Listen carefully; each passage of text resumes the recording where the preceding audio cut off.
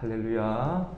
예, 화요일 새벽에 오신 여러분을 환영하고 축복합니다. 우리 인사 한번 나누겠습니다. 잘 오셨습니다. 말씀의 은혜 받으십시오. 예, 오늘 화요일 새벽 말씀은 예수님과 함께하는 식사 자리입니다. 예수님과 함께하는 식사 자리. 여러분, 세계의 금융 투자가로 굉장히 유명한 워렌 버핏이라는 사람이 있습니다. 그 사업에 성공하고 싶은, 또 기업에 성공하고 싶은 많은 사람들이 이 워렌 버핏과 점심 식사하기를 굉장히 원합니다. 그 많은 사람이 줄을 섰는데 너무 많으니까 그 사람과 식사를 하는데 필요한 돈이 적게는 몇 억 원에서 가장 많게는 50억 원 정도 가까이 듭니다.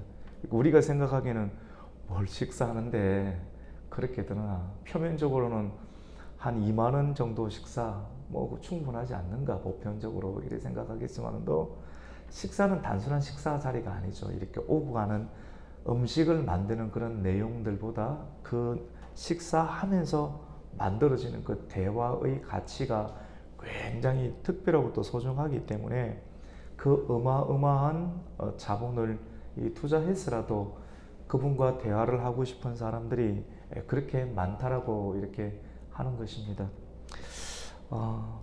점심 식사 중에 대화를 하면서 그 사람이 가지고 있는 직관,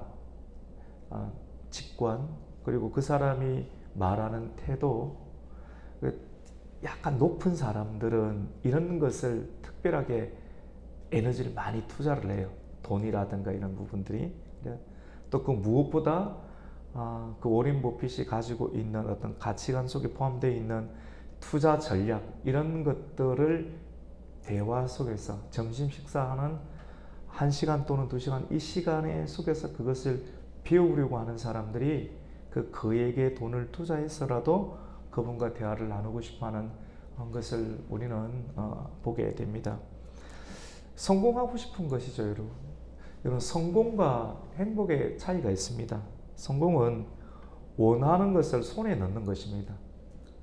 원하는 것을 손에 넣는 것. 그러니까 돈을 많이 벌면 성공한다고 볼 수가 있겠죠. 근데 돈을 많이 벌고 원하는 어떤 자리에 오르면 그것이 목표가 되어서 내 인생을 끌고 갈 수는 있겠지만도, 예를 들어서 아파트 100평짜리를 사고 싶다. 그래서 열심히 인생의 목표가 아파트 예를 들어서 100평짜리입니다. 그러면 아파트 100평을 손에 넣을 수는 있어요. 근데 그 손에 넣는 지점은 정점이지 않습니까? 마치 산에 올라가는, 꼭대기에 올라가는 것처럼 올라가기 전까지는 아무것도 생각 안 하는 겁니다. 근데 올라오고 나서 너무 좋았는데 10분이 채 되지 않아서 땀이 오르고 식은땀이 나면서 너무 춥고 힘든 그 정상에서 올라있는 시간들은 1시간은 있을 수가 없습니다. 너무너무 추운 거예요. 내려와야 되는 거예요. 그것과 비슷한 것처럼 우리 인생이 산을 오르는 것 자체에 행복을 느끼면 너무나도 좋은데, 꼭대기에 간다, 목표 의식은 있어 갈 수는 있겠지만도 성공한다는 개념만을 가지면 너무 인생은 초라해지고 어려워지고 힘든 것을 보게 됩니다. 중요한 것은 성공하는 것보다 행복이죠. 행복은 원하는 일 하는 것 자체에 의미를 둔다라고 이렇게 볼 수가 있습니다. 그래서 성공은 하는 사람이 있을 수는 있겠지만 또 참으로 행복을 누리는 사람은 그렇게 많지 않은 것을 보게 됩니다. 오늘 본문은 예수님과 식사하는 자리에서 어떤 사람이 하나님 나라에서 떡을 먹는 사람이 행복합니다, 복이 있습니다 라고 말을 합니다. 이 말은 어떤 말인가? 지금 예수님께서는 누군가의 식사 자리에 초대되어 있습니다. 초대되어 있으면서 이런저런 여러 가지 좋은 말씀들을 하신 내용들을 하고 오늘 15절부터 내용들이 이어지게 되는데, 왜 하나님 나라에서 떡을 먹는 자가 복이 있다라고 했는가 하면, 오늘 우리가 15절부터 읽었잖아요. 근데 14절 내용에 보면 의인들의 부활 시에 하나님께서 갚아주신다. 의인 부활을 할 때 사람이 악인들도 부활을 하게 돼서 심판 가운데 들어가게 되는데, 이런 류가 아닌 의인의 부활, 참으로 하나님께서 인정해 주셔서 구원을 받는 자리 가운데 들어가는 것, 이것을 두고 그림 언어로 표현한 겁니다. 정말 하나님께 인정받고 하나님의 어린 양의 잔치, 의인들의 부활에 들어가면 예수님과 식사 자리에, 참된 은혜로운 식사 자리에 들어가지 않겠는가. 이것을 두고 그림 언어로 표현한 내용이 바로 하나님 나라에서 떡을 먹는 자가 복이 있다라고 누군가가 표현을 한 것입니다. 여러분, 진정한 행복은 하나님으로부터 인정을 받는 것이고 구원을 받는 것입니다. 많은 사람들이 예수님을 믿기만 믿으면 구원을 받는다라고 생각하고 구원을 따놓은 단상으로 생각을 하고 신앙생활을 하는 경우들이 굉장히 많은 것을 보게 됩니다. 그런데 정말로 우리가 그렇게 쉽게 생각하듯이 그렇게 구원을 받았으면 정말 행복해야 되는데 많은 사람들이 행복한 것입니까? 그래서 정말 내가 구원을 받았는가?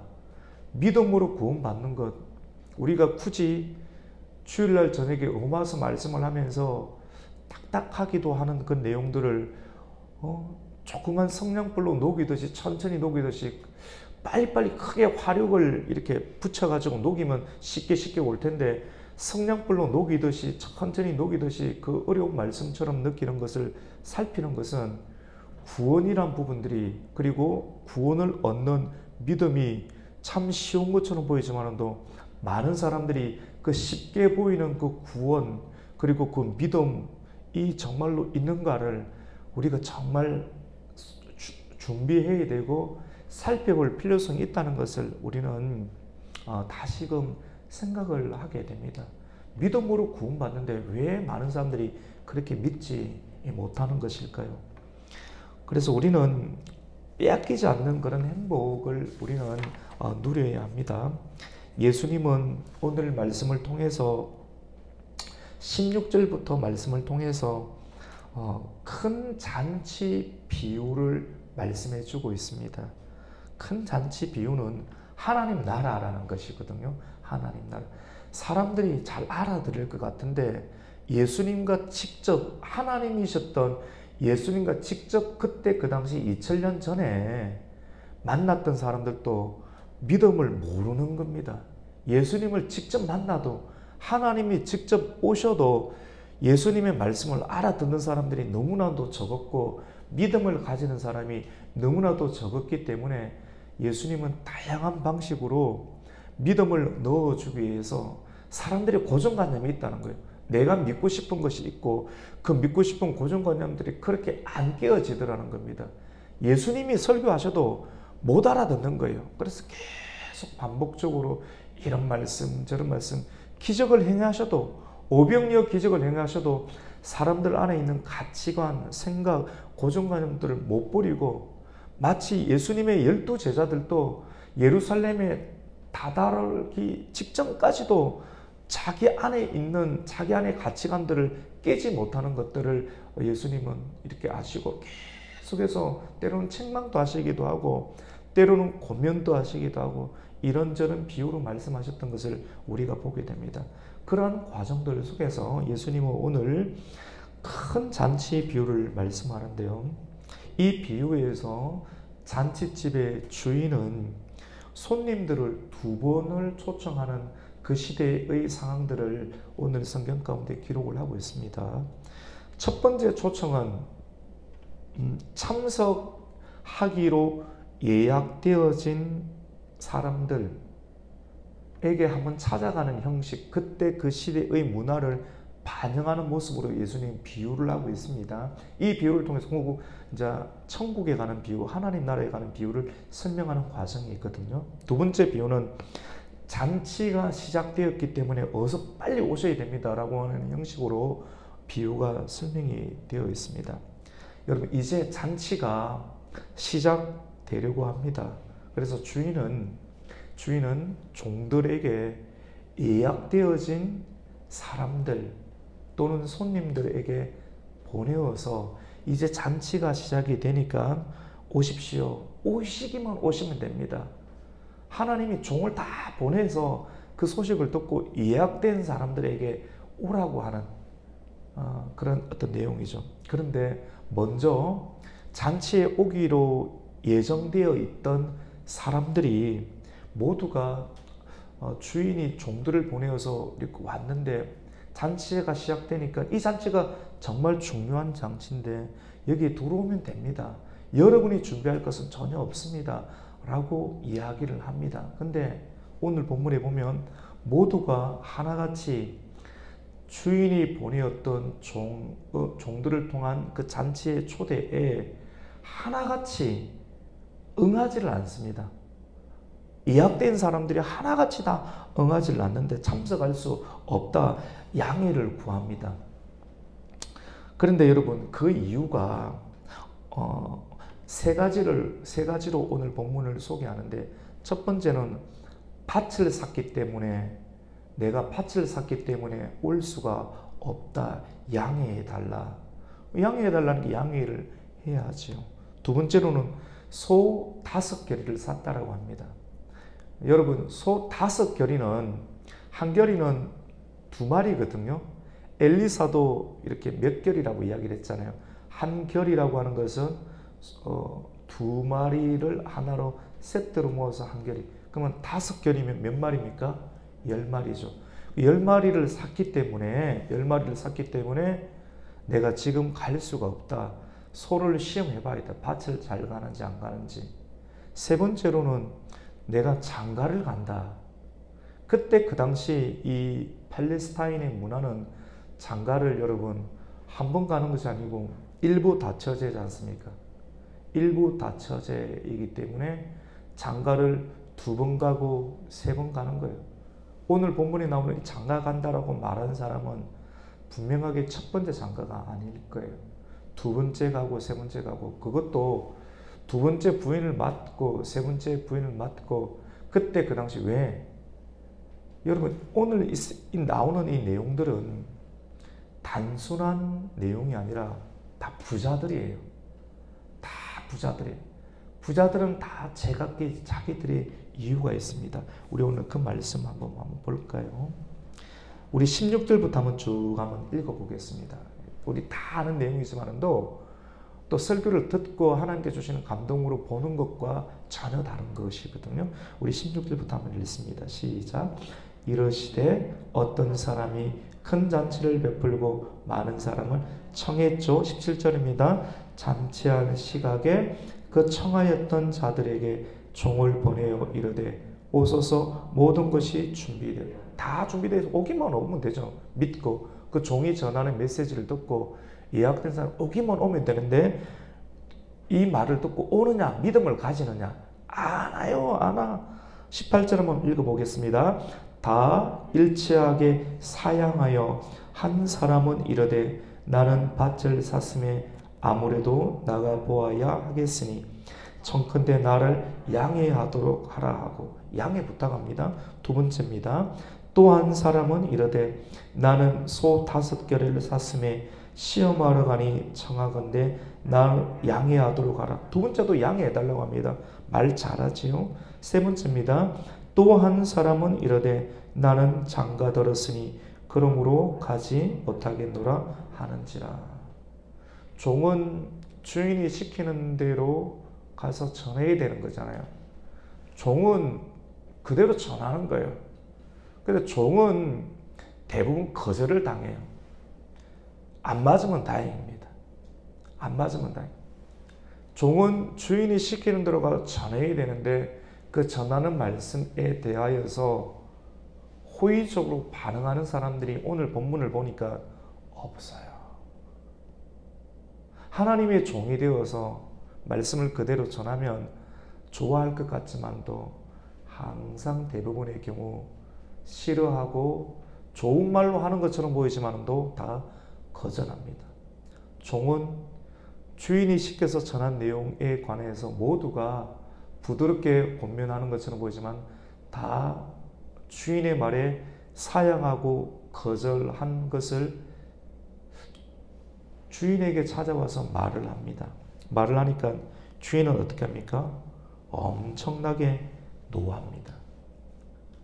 모욕받는 거예요. 이것보다 중요한 것이 없는데도 불구하고 비유로 말씀하는 거거든요. 의인의 부활에 참여를 해야 되는데 의인의 부활에 참여 안 하겠다라고 하는 거예요. 뭐 때문에? 이 세상의 일 때문에, 내 일 때문에. 그래서 예수님께서는 오늘 본문 이전에 뭐라고 이야기를 했는가 하면 복음을 전하려고 하면 부자들, 이 세상에 자기의 의가 가득한 사람들은 참여 안 한다. 참여하지 않기 때문에 누구에게 이야기를 하는가 하면 가난하고 다리를 절고 눈 못 볼고 사람들이 생각하는 일명 말하는 그냥 소외된 사람들, 그런 사람들이야 복음을 듣고 그 자리에 앉아있지, 나름대로 살만한 사람들은 절대로 복음을 듣지 않으니 너는 나가서 듣지 못하는 사람들, 복음을 전해도 약한 사람들, 13절에 보면 잔치를 베풀거든 차라리 가난한 자들, 몸 불편한 자들, 저는 자들, 맹인들, 이런 사람들에게 있잖아요. 많은 사람들이 이런 사람들을 식사 자리에 초대 안 합니다. 어떤 사람 초대합니까? 부유하고 옷 잘 입고 든든하게 보이는 그런 사람들. 근데 그런 사람들은 궁극적으로 하나님의 초청 자리에 앉지 아니한다라고 하는 것이죠. 그래서 이런 내용을 예수님께서는 비유로서, 큰 잔치 비유로서 말합니다. 그래서 21절에 보면 종이 돌아와서 주인에게 그대로 구합니다. 기도하는 거죠. 갔다 와 보니까 이렇습니다. 내가 안 맞은 게 다행입니다.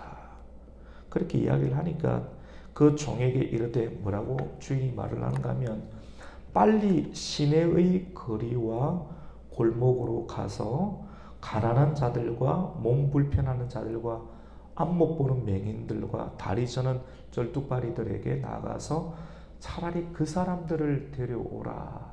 소외된 사람. 교회는 여러분 누가 옵니까? 다윗 시대의 아둘람 동굴에 포함된 사람들을 보면 원통한 사람들, 빚진 사람들, 그 시대 사람들, 그때 그 당시 정말로 하나님 말씀을 지키겠다라고 했던 사람들, 하지만 사울의 정복 가운데서 적응하지 못한 사람들, 그런 사람들이 그 시대 가운데 하나님 나라의 정보를 이루는 아둘람 동굴에 왔던 것을 우리는 보게 됩니다. 그리고 이렇게 말해서 종이 그대로 순종을 했거든요. 하니까 이제 22절에 보면 종이 이르되 주인이여 명하신 대로 내가 그렇게 했는데 아직도 빈자리가 참 많이 있습니다. 라고 하니까 23절 보니까 주인이 이제 종에게 다시 말을 합니다. 너는 나가서 길과 산 울타리 가로 나가서 사람들을 강권하여 내 집을 채우라. 우리 이전에 우리 권사님 집사님 한 20-30년 전에 보면 교회 강대상 앞에 보면 내 집을 강권하여 채우라 이렇게 표를 많이 붙였지 않습니까? 그때 그 당시는 맞지요. 이렇게 지금도 그렇게 하고 싶은데 이런 유의 이렇게 표현들이 오늘날의 감성시대는 잘 안 맞아요. 그래서 이와 똑같은 하나님의 마음들을 이 시대의 문화에 맞게끔 언어도 개발을 해서 이렇게 표로 붙이기도 하고 또는 우리 이제 유튜브의 말씀 가운데 썸네일로 이렇게 붙이기도 해요. 표면적으로 그대로 하면 사람들이 안 와닿는 이 시대. 참 그림 언어로 표현을 해야 되면 안 되는 그런 시대가 있죠. 그래 있는데 이렇게 말씀합니다.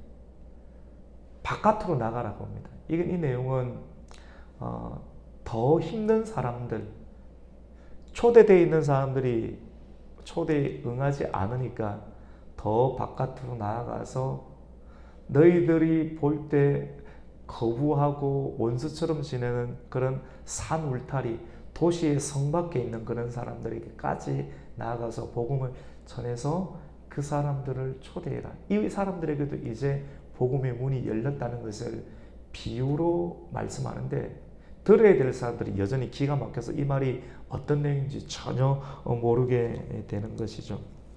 여러분 길과 산 울타리 이방인들입니다. 성 밖의 사람들입니다. 판자촌 사람들입니다. 무시당하는 사람들입니다.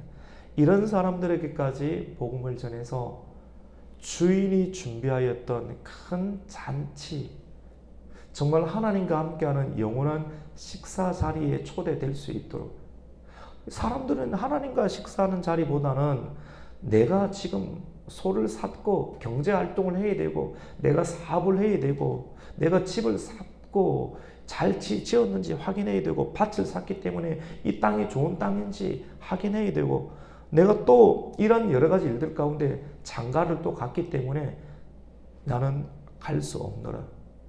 사람들이 이게 뭡니까? 자기 일상입니다. 내 일입니다. 일상 참 좋은 내용인데 그 내용도 긴밀하게 들어가 보면 일상의 외침 가운데 정말로 하나님의 뜻을 불순종하고자 하는 형태의 일상의 외침도 면밀하게 보면 있는 것도 보게 됩니다. 우리가 오늘 이 말씀을 통해서 우리는 우리의 일상생활 속에 있는 삶의 주인이 과연 나인가? 아니면 하나님인가를 우리는 다시금 점검하고 살펴보아야 합니다. 신학적으로는 이 내용이 어떤 내용인가 하면 먼저 택함을 입었던 유대인들 있죠. 유대인들. 1차적으로 유대인들이 정말 예수님께서 오셔서 예수님과의 말씀의 식사자리 가운데 참여를 안 하는 거예요. 오히려 대적하고 알만한 사람들이 계속 대적하는 일들. 그래서 유대인들에게는 그 길이 막히고 누구에게 길이 열립니까? 산과 산 울타리에 포함되어 있는 이방인들에게 예수님께서 사도 바울을 통해서 구원의 문이 열렸음을 비유로 왜냐하면 너희들이 초대에 응하지 않았다는 것을 이 비유로 말씀하고 있는 겁니다. 우리 24절 말씀, 마지막 24절 말씀을 한번 읽겠습니다. 시작. 내가 너희에게 말하노니 전에 청하였던 그 사람들은 하나도 내 잔치를 맛보지 못하리라 하였다 하시니라. 하나님의 초대에 응하지 아니하면 그 말씀을 듣고 하나님이 보낸 종의 메시지를 듣고 그것을 그대로 하나님의 말씀인데 사람의 말로 받지는 않고 거부하고 또 받지 아니하고 그 초대에 응하지 아니하면 예수님과의 참된 식사 자리, 궁극적으로 의인의 부활에 참여할 수 없음을 말씀을 하고 있습니다. 그것을 비유로, 큰 잔치 비유로 말씀했던 것을 우리가 보게 됩니다. 여러분, 우리가 오늘 이 말씀, 오늘 우리가 함께 읽었던 이 새벽에 나와서 이런저런 세상 이야기가 아닌 우리가 정해진 일들에 따라서 말씀의 진행에 따라서 주께서 주신 이 복음서 말씀을 통해서 우리가 발견하고 점검해야 하는 것은 주님을 따르는 삶보다 우리의 일상의 삶이 더 중요하게 여겨지고 있지는 않습니까? 내가 해야 될 일들 때문에 우선순위가 주님의 말씀이 더 중요한데 거기에 참여해야 되는데 그것보다는 내가 밭을 사러 가고 내가 소를 샀고 내가 또 장가를 들어야 되는, 충분히 부유한데도 불구하고 이 그러니까 부자는 하나님 나라 들어가는 것이 뭡니까? 낙타가 바늘기에 들어가는 것보다 어렵다고 한 내용이 이 내용하고 똑같은 내용으로 예수님은 말씀하고 있습니다. 제자의 삶을 살아야 의인의 부활에 참여할 수가 있습니다. 우리의 우선순위가 하나님의 우선순위를